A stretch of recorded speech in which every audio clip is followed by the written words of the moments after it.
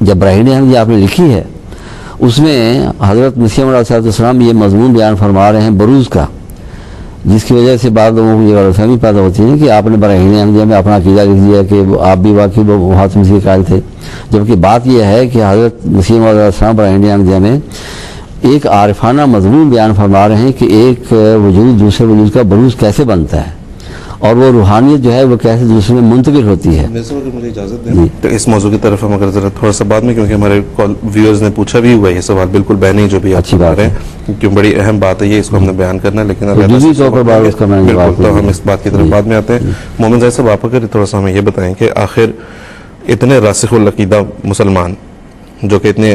ظاہر آرام سے اپنے دین ایمان کو نہیں چھوڑتے، اپنے عقائد کو نہیں چھوڑتے، تب بھی نہیں چھوڑتے تھے، آج بھی سب دنیا جانتی ہے کہ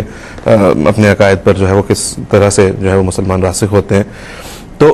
کس طرح ابھی جس طرح سر نے بتایا ہے کہ عیسائیوں کی آمد سے بھی، اور پھر چونکہ ایک وہ ایگزسٹ بھی کرتا تھا پہلے سے، یہ ایک عقیدہ مسلمانوں میں حضرت عیسیٰ علیہ السلام کے دنیا میں واپس آنے کا،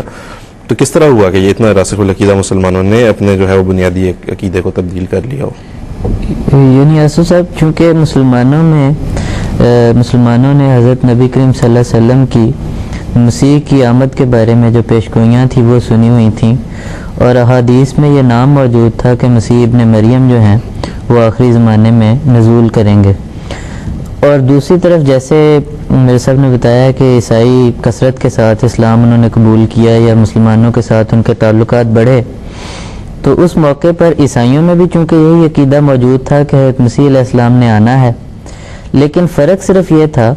کہ مسلمانوں میں صرف حضرت مسیح کی آمد کا عقیدہ تھا، اور عیسائیوں میں یہ اس عقیدے کے ساتھ یہ بات بھی شامل تھی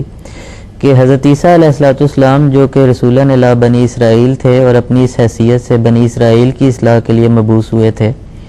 وہ فوت نہیں ہوئے بلکہ وہ آسمان پر جا بیٹھے اور وہاں سے کسی زمانے میں دوبارہ نزول کریں گے۔ اب جب مسلمانوں نے اپنی پیشگوئیوں کے ساتھ عیسائیوں کی اس عقیدے کو سنا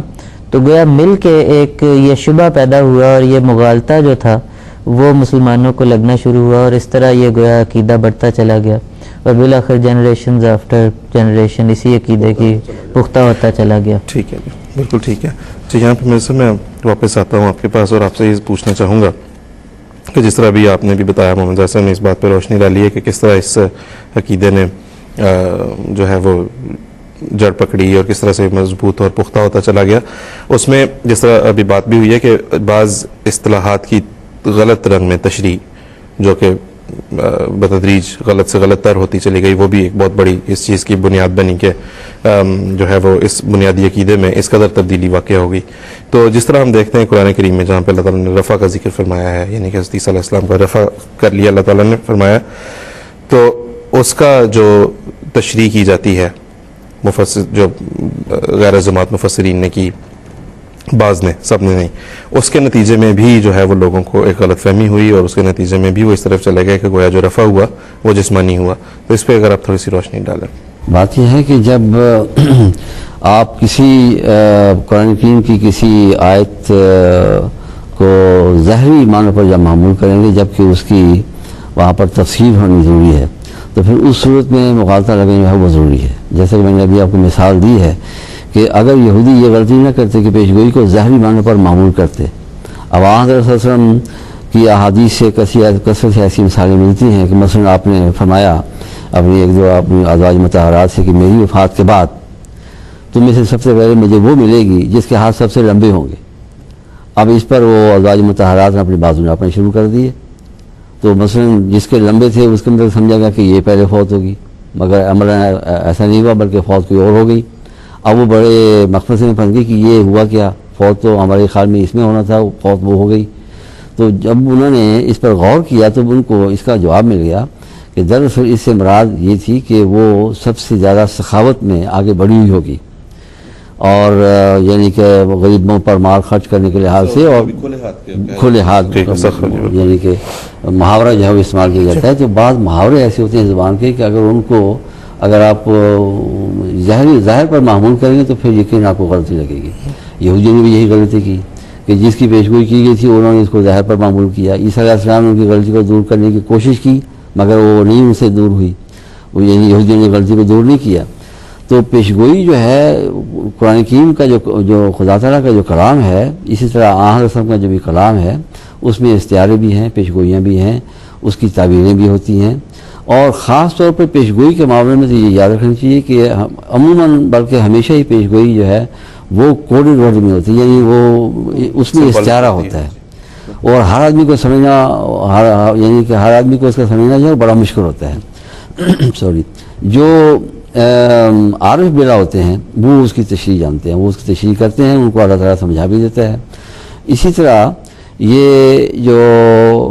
یعنی قرآن کریم میں یہ جو لفظ استعمال ہوا ہے، جس کے متعلق یہ جس کا ترجمہ یہ کرتے ہیں کہ ان کو زندہ آسمان پر اٹھا لیا، تو وہ اس کو اسی لیے زہر پر معمول کرتے ہیں کہ عادت بن گئی ہے کہ ہر چیز کو زہر پر لینا ہے. اب قرآن کریم میں رفع کا جو لفظ استعمال ہوا ہے دونوں معنوں میں استعمال ہوا، ظاہری لحاظ سے بھی یعنی جسمانی لحاظ سے کسی چیز کو اوپر اٹھانا،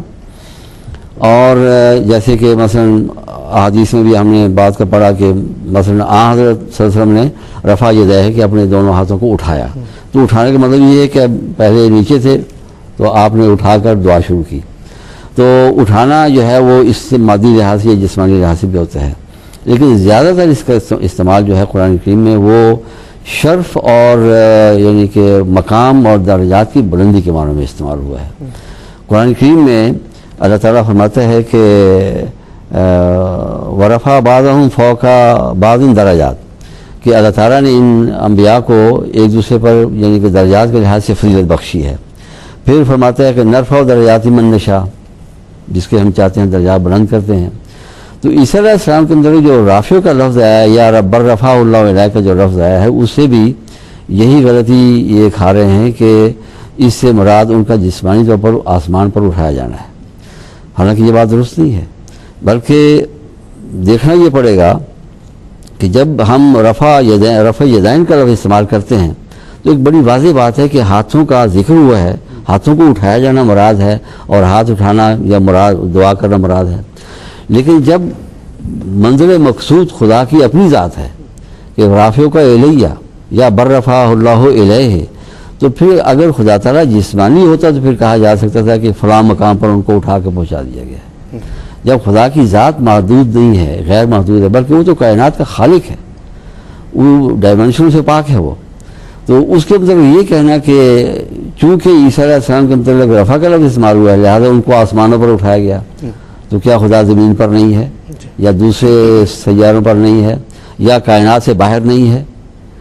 کیونکہ یہ کائنات جس میں ستارے بھرے ہوئے ہیں اس کے اندر تو اللہ تعالیٰ فرماتا ہے کہ یہ تو پہلا آسمان ہے. وَلَقَدْ زَيَّنَّا السَّمَاءَ الدُّنْيَا بِزِينَةٍ الْكَوَاكِبِ، کہ جو پہلا آسمان ہے کہ اس کو ہم نے یہ کواکب یعنی جو پلینٹس ہیں ان سے ہم نے مزین کیا ہے، اور فرماتا ہے ہم نے 7 آسمان پیدا کیے ہیں. پہلے آسمان کا یہ حال ہے کہ سائنٹسٹ ابھی تک اس کی بھی وہ کہنا معلوم نہیں کر سکتے، کہتے ہیں کہ ملینز آف لائٹ ایئرز جو ہیں وہ اتنی یہ کائنات پھیلی ہوئی ہے، تو باقی 7 آسمانوں کا حال کیا ہوگا؟ اور اللہ تعالیٰ ان کا خالق ہے، اللہ تعالیٰ دوسرے بھی باہر ہونے چاہیے، تو پھر آسمان تو نہ ہوا اس منزل مقصود صلی اللہ علیہ وسلم کی. تو رفع کے میں نے یہ کہنے کہ ان کو یعنی کہ آسمان پر اٹھا کے بالکل غلط ہے. اصل اس کا تناظر یہ ہے کہ یہودیوں نے حضرت عیسیٰ علیہ السلام کو ان کو نعوذ باللہ ذلیل کرنے کی کوشش کی تھی. ان کا منصوبہ یہ تھا کہ اس کو کسی طرح یعنی بدنام کیا جائے اور یہ ثابت کر دیا جائے کہ یہ خدا کا رسول نہیں تھا. وہ تمسخراً کہتے تھے کہ اِنَّا قَتَلْنَا الْمَسِيحَ عِیسَىٰ ابْنَ مَرْیَمَ رسول اللہ ہے، کہ ہم نے عیسیٰ ابن مریم رسول اللہ کو قتل کر دیا. اب آپ کو رسول اللہ تو نہیں مانتے تھے یہودی، لیکن رسول اللہ کا لفظ تمسخر کے طور پر استعمال کیا کہ وہ جو رسول اللہ بنا پھرتا تھا ہم نے اس کو قتل کر کے رکھ دیا. تو ان کا مقصد یہ تھا کہ